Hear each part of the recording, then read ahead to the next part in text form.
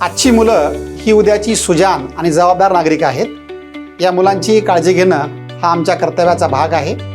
शाळेमध्ये एखादी अनुचित घटना घडल्यानंतर त्या घटनेचा मागोवा घेणं आणि तपास करणं यापेक्षा ती घटना घडू नये म्हणून प्रतिबंधात्मक उपाययोजना आवश्यक आहे।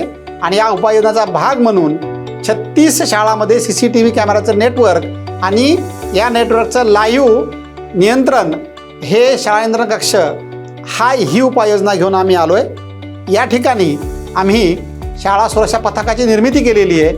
या पथकाचे प्रमुख आहेत सहाय्यक आयुक्त शिक्षण आणि हे पथक शाळा कालावधीमध्ये या संपूर्ण 36 शाळेचं निरीक्षण करेल आणि कुठलीही अनुचित घटना घडण्या अगोदरच त्याला प्रतिबंध करण्यासाठी उपाययोजना हाती घेईल।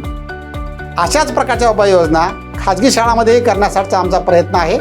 मी तपासणी केली, मला असं आढळून आलंय की आमच्या इथल्या अधिकतम शाळांमध्ये CCTV कॅमेराचं नेटवर्क आहे।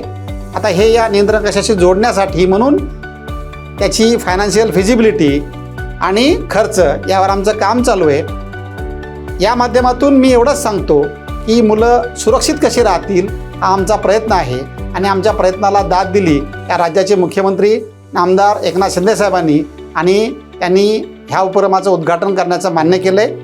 ते उद्घाटन करतायत आणि करतायत ते शिक्षक दिनी करतायत। मी पुन्हा एकदा सांगतो की मीरा भाईंदरमधील मुलं सुरक्षित कशी राहतील हे पाहण्याचं जबाबदारी आम्ही महापालिका म्हणून घेतलेली आहे। धन्यवाद।